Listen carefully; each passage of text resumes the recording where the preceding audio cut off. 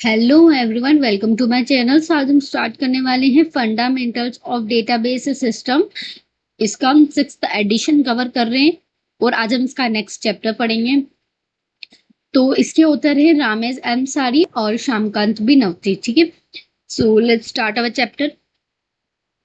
तो देखो, मैंने अभी तक 4 पार्ट कंप्लीट करवा दिए हैं और इन चारों पार्ट में जितने भी चैप्टर थे हमने कवर करे। नाउ हम पार्ट 5th स्टार्ट कर रहे हैं जिसके अंदर 2 चैप्टर हैं। ठीक है, और जिसमें हम डेटाबेस प्रोग्रामिंग टेक्निक्स के बारे में पढ़ेंगे। जैसे आप जानते हैं programming techniques which is C, C plus plus, Java. ठीक है, तो हमारा जो चैप्टर नेक्स्ट है विच इज 13 चैप्टर, इसका नाम है introduction to SQL programming techniques. ठीक है, तो सबसे पहले most of the database access in a practical applications is accomplished through software programs. ठीक है, क्या बोल रहा है कि जो हमने अभी तक डेटाबेस देखे हैं उसके अंदर कुछ प्रोग्राम, जैसे कि हमने उसमें डेटाबेस एप्लीकेशंस को समझा है। ठीक है, नाउ अगर मैं जनरल पर्पस प्रोग्रामिंग की बात करूं which is Java, C, C plus plus, C hash, COBOL, ये सारे हमने देखे। ठीक है, मतलब हमने नहीं पढ़े लेकिन आपको पता है कि ये सारे अपने आप में जनरल प्रोग्रामिंग लैंग्वेजेस हैं। ठीक है, अब इसमें कुछ मेनी स्क्रिप्टिंग लैंग्वेज भी है विच इज पीएचपी और जावा स्क्रिप्ट। ठीक है, जो प्रोग्रामिंग के लिए इंपॉर्टेंट है, डेटाबेस की प्रोग्रामिंग के लिए विथ वेब एप्लीकेशंस। तो हम इसी के बारे में बात करेंगे और इसमें जो इंपॉर्टेंट होगा वो समझेंगे। तो सबसे पहले आता है database programming techniques and issues क्या है। तो यहाँ पर हम बात करते हैं तो डेटाबेस के कुछ ऑपरेशंस होते हैं from schema definitions and constraint specification which is quarrying, updating, specifying, है ना, ये सारी चीजें। तो आप भी जानते हैं कि डेटाबेस में ऑपरेशंस क्या होते हैं। अब इसमें प्लस माइनस तो होगा नहीं, तो इसमें हम क्या करते हैं, इसमें हम करते हैं क्वेरिंग, मतलब क्वेरी पूछना, अपडेटिंग करना, डिलीट करना, स्पेसिफाइंग व्यूज, मतलब क्या आप स्पेसिफाई क्या देखना चाह रहे हो। ठीक है, डेटाबेस में most database system have an interactive interface where SQL commands can be typed directly into a monitor for execution of the database. जो हम इसमें एसक्यूएल कमांड्स की बात करते हैं, हम उसको डायरेक्टली टाइप कर सकते हैं और हमको मॉनिटर उसको एग्जीक्यूट करके देगा। इट इज सिंपल, आप जानते हैं एसक्यूएल के बारे में। यूजर एसक्यूएल कमांड्स और query directly over several lines, है ना, सेवरल लाइंस हम लिखते हैं, लाइक आपको भी पता है हम उसमें, है ना, एसक्यूएल लिख के उसको कनेक्ट कर सकते हैं। एंडेड बाय सेमीकोलन, हम उसमें सेमीकोलन से एंड करते हैं और एंटर की दबाते ही, है ना, ये एंटर की दबाते ही हम उसको मिल जाता है। ठीक है, आगे समझते हैं। Majority of database interactions are execute through programs have been carefully designed and tested. जो हमारे डेटाबेस में जो प्रोग्राम्स होते हैं हम उनको केयरफुली डिजाइन भी करते हैं और टेस्टेड भी करते हैं, और that is also generally known as application program या डेटाबेस एप्लीकेशंस। ठीक है, वो क्या यूज करते हैं, तो वो यूज करते हैं कैनान ट्रांजेक्शन। ठीक है, बाय एंड यूजर के द्वारा, मतलब अगर आपको कुछ भी उसमें से चाहिए या उसको ट्रांजेक्शन करना है तो हम उसको कैनान ट्रांजेक्शन बोलेंगे, जो एंड यूजर के द्वारा परफॉर्म किया जाता है ना। अगर मैं बात करूं common use of database programming language की, तो हम इसमें क्या कर सकते हैं, एक्सेस कर सकते हैं किसी भी डेटाबेस को through a program, application program, implements of web interface. ठीक है, तो आप वेब इंटरफेस के थ्रू इसको इम्प्लीमेंट कर सकते हो। ठीक है, आगे समझते अप्रोचेस ऑफ डेटाबेस प्रोग्रामिंग की, क्या अप्रोचेस हो जाएंगी। तो अगर मैं बात करूं main approaches of database programming are following, which is पहली है embedding database commands in the general purpose programming language. अब हमारे जो डेटाबेस है हम उसको इम्बेड करेंगे, मतलब उसके साथ जोड़ेंगे, किसके साथ, जनरल पर्पस के साथ, जनरल पर्पस प्रोग्रामिंग लैंग्वेज के साथ हम कमांड्स देंगे तो हमें अपना डेटा मिल जाएगा। ठीक है, नेक्स्ट है using library of database function. आप लाइब्रेरी फंक्शंस को यूज कर सकते हो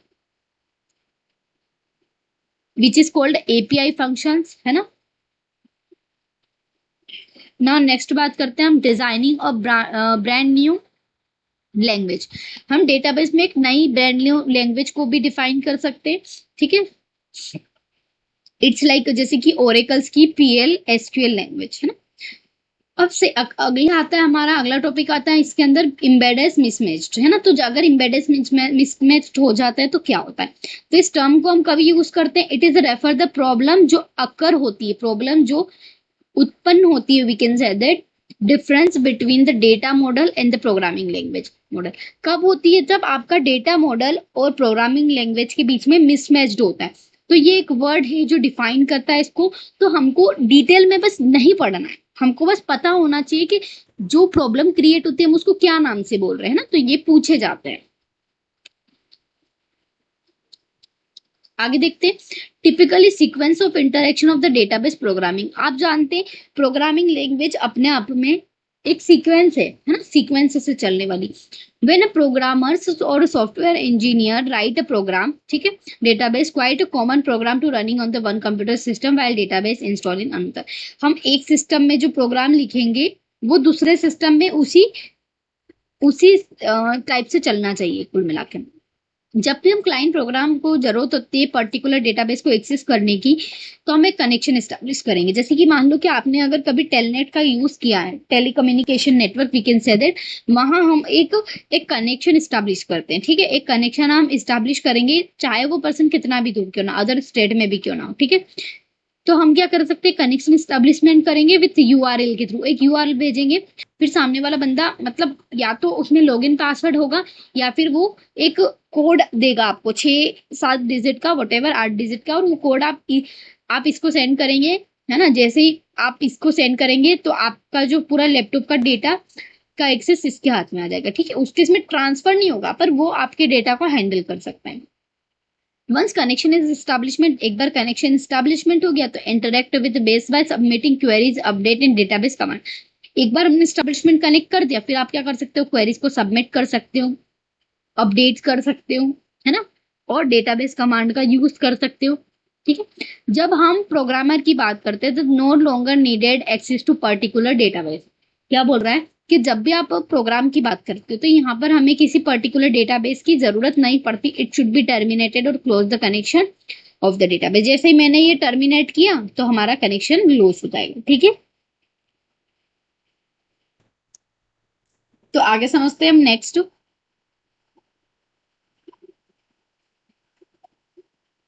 नेक्स्ट टॉपिक है हमारा एम्बेडेड एसक्यूएल, है ना। एम्बेडेड एसक्यूएल, डायनेमिक एसक्यूएल और एसक्यूएल एलजी। तो समझते हैं इसमें क्या है। SQL statement can be embedded with general purpose language. हमने देखा कि एसक्यूएल को अगर हम किसी भी डेटाबेस को हम जनरल इसके साथ जोड़ देते हैं तो उसका क्या रिजल्ट आता है। तो हम दो लैंग्वेजेस पे फोकस करेंगे, सी और Java. C language is known as embedded SQL, है ना। सी को हम एम्बेडेड एसक्यूएल भी बोल सकते हैं। तो अब हम एग्जांपल लेते हैं यूजिंग जावा। तो जावा को हम क्या बोलेंगे, एसक्यूएल जे, है ना, क्योंकि आपको पता कैसे चलेगा, तो आपने लास्ट में जे लगा दिया। तो अगर सी लैंग्वेज को हम एम्बेड कर रहे हैं तो हम एम्बेडेड एसक्यूएल उसको बोलेंगे। तो आपको पूछा जा सकता है कि what is SQL, embedded SQL. तो जहां हम सी प्रोग्रामिंग का यूज कर रहे हैं उसको हम एम्बेडेड एसक्यूएल बोलेंगे, और वहीं अगर हम जावा का यूज करेंगे तो हम जावा उसको एसक्यूएल जावा एसक्यूएल जे बोलेंगे, ठीक है। तो this embedded approach the programming language called host language, ठीक है। अब आपसे पूछा जा सकता है कि हम इस एम्बेडेड अप्रोच में जो प्रोग्रामिंग लैंग्वेज यूज करते हैं उस लैंग्वेज को हम क्या बोलते हैं। हम बोलेंगे उसको host language. Most SQL statements including data और constraint definitions, queries, update and view definition, ठीक है। तो क्या बोल रहा है कि आप इसके अंदर data, constraint definitions, queries, update and view definitions को भी एम्बेड कर सकते हो एक होस्ट के थ्रू, ठीक है। आगे समझते हैं। नेक्स्ट टॉपिक है हमारा retrieving single tuples with embedded SQL. Embedded SQL के थ्रू हम एक सिंगल टपल को कैसे रिट्राइव कर सकते हैं, देखते हैं। एम्बेडेड एसक्यूएल कमांड के थ्रू हम ये चीज कर सकते हैं। हम स्पेशली डिक्लेयर करेंगे सी प्रोग्राम वेरिएबल्स को। आप जानते हैं सी में हम वेरिएबल्स को डिक्लेयर करते हैं। फिर this is called share variable, हम इसको शेयर्ड वेरिएबल भी बोल सकते हैं, ठीक है। आगे देखते हैं। They are used both the C program and embedded SQL statement share of variables are prefixed colon when they appear in the SQL statement. क्या बोल रहा है कि जब भी आप सी और एम्बेडेड एसक्यूएल का यूज करोगे, है ना, तो आप यहाँ पे शेयर वेरिएबल्स को प्रीफिक्स कर दोगे, किसके थ्रू, कॉलन के थ्रू। कॉलन लगा के हम उसको प्रीफिक्स कर सकते हैं, है ना, मतलब उसको चेंज नहीं किया जा सकता। When appear in the SQL statement में दिखेगा, ठीक है। आगे समझते हैं। Connecting to database the SQL command establishment a connection to the database in following form. देखो हम जब कनेक्ट कर रहे हैं किसी डेटाबेस को एसक्यूएल के थ्रू तो कैसे करेंगे, कनेक्ट टू सर्वर नेम देंगे और एज ए कनेक्शन नेम देंगे। एज हमारा फॉर्मेट है ना, और यहाँ पे आपको ये टाइप करना पड़ेगा, ये टाइप करना पड़ेगा। और ऑथराइजेशन कैसे करेंगे कि आप क्या क्या एक्सेस दे रहे हो, तो यूजर का अकाउंट, उसका नेम और उसका पासवर्ड, जैसे आपको ये मिलेगा आपको ऑथराइजेशन मिल जाएगा, यानी आप क्या क्या चीजें एक्सेस कर पा रहे हो। ठीक है, आगे देखते हैं, आगे समझते हैं। अगला टॉपिक है हमारा retrieving multiple tuples with embedded SQL using cursor. Cursor के थ्रू आप कैसे रिट्राइव कर सकते हो मल्टीपल टपल्स को। हम अभी तक सिंगल टपल की बात कर रहे थे, ठीक है। तो we think cursor as a pointer, है ना, हम सोचते कि कर्सर एक ऐसे पॉइंटर काम करता है जो पॉइंट करता है सिंगल टपल या रो को, टेबल किससे, रिजल्ट ऑफ क्वेरी से, जो रिट्राइव करता है मल्टीपल टपल। लेकिन हम क्या बोल सकते हैं कि कर्सर का यूज करके हम एक टेबल में से मल्टीपल टपल को रिट्राइव कर सकते हैं थ्रू क्वेरीज। ठीक है, कर्सर एक डिक्लेयर्ड है when the SQL command is declared in a program. कुल मिला के देखो आपसे क्वेश्चन किस टाइप से बनेगा मैं आपको बता दूं कि अगर आपको एम्बेडेड एसक्यूएल में मल्टीपल टपल को रिट्राइव करना है तो आप किसका यूज करोगे, कर्सर, है ना, फेच, मतलब मेनी थिंग्स आ रहे हैं ना, जैसे कि कुछ भी दे सकता है वो, कर्सर, फेच, या फिर कौन सी आप कुछ भी यूज करते हो, तो आपको बस आपको याद रखना है कि आप कर्सर का यूज करोगे। और कर्सर आपको पता भी नहीं चलेगा क्योंकि आप क्या सोचोगे कर्सर से हम कैसे रिट्राइव करेंगे, लेकिन ये अपने आप में डिक्लेयर्ड है ना। ठीक है, आगे देखते हैं। देखो मैं कितना इंपॉर्टेंट चीज आपको बता रही हूँ, सिर्फ ऊपर ऊपर से इंपॉर्टेंट, बस आपको समझना है। Specifying queries at a run time using dynamic SQL. आप क्वेरीज को, आप जो क्वेरीज को रन टाइम पे कैसे चलाओगे, और यूजिंग डायनेमिक एसक्यूएल, है ना, क्योंकि आपको डायनेमिक वर्ड से समझ में आता है कि हम रन टाइम पे जब बात करते हो तो वहां हम डायनेमिक की बात करेंगे। Hence, anytime we want to write the different queries must modify the program code and go through all the steps including compiling, debugging, testing, so on. In the case of convenient to write the programs that can be execute different SQL or updates dynamically at the runtime. देखो क्या बोल रहा है कि हम जब queries को लिखते हैं, ठीक है, उसको मॉडिफाई कर सकते हैं, उसके प्रोग्राम कोड को देख सकते हैं through all steps which is debugging करना, कंपाइल, पहले कंपाइलिंग करेंगे, फिर डिबगिंग करेंगे, फिर टेस्टिंग करेंगे। ठीक है, और अगर उस केस में हम प्रोग्राम को लिखते हैं तो हम डिफरेंट एसक्यूएल के थ्रू उसको अपडेट भी कर सकते हैं और डायनेमिकली उसको चला भी सकते हैं। ठीक है,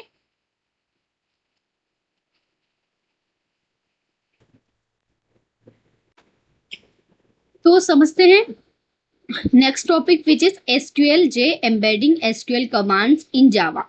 तो आप एम्बेडिंग एसक्यूएल कमांड्स को जावा में कैसे कर सकते हो, तो how SQL commands embedded in a traditional programming, तो हम कैसे एसक्यूएल को जावा के साथ जोड़ सकते हैं, तो इसके अंदर हम देखते हैं यूजिंग सी लैंग्वेज भी हम कर सकते हैं।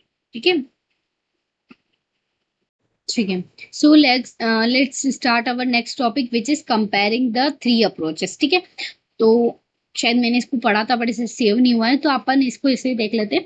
सबसे पहला आता है embedded SQL approach. It is important we know that, ठीक है, क्योंकि एम्बेडेड एसक्यूएल से क्वेश्चन बनते हैं। तो इसका मेन एडवांटेजेस क्या हो जाएगा कि हम इसमें टेक्स्ट एज ए क्वेरी दे सकते हैं जो कि पार्ट होता है सोर्स प्रोग्राम का इटसेल्फ, है ना।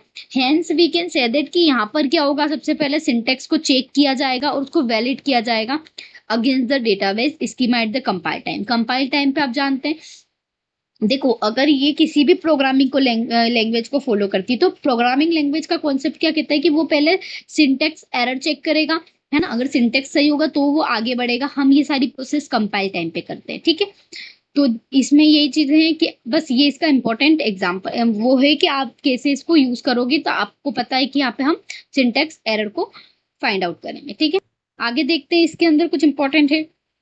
नेक्स्ट आता है हमारा लाइब्रेरी फंक्शंस कॉल अप्रोच, है ना। तो आप इसमें लाइब्रेरी फंक्शंस को यूज कर सकते हो क्योंकि ये मोर फ्लेक्सिबल है, क्योंकि आपको जब query can be generated at the run time, अगर आपको रन टाइम पे कोई क्वेरी जनरेट करनी है तो वी कैन, है ना।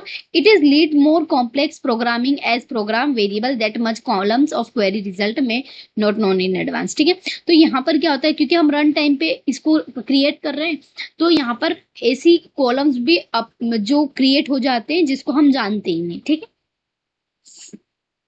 आगे देखते हैं, लास्ट है हमारा डेटाबेस प्रोग्रामिंग लैंग्वेजेस अप्रोच। तो this approach does not suffer from embedded mismatched problem. मैंने आपको एम्बेडेड मिसमैच्ड प्रॉब्लम समझाई है।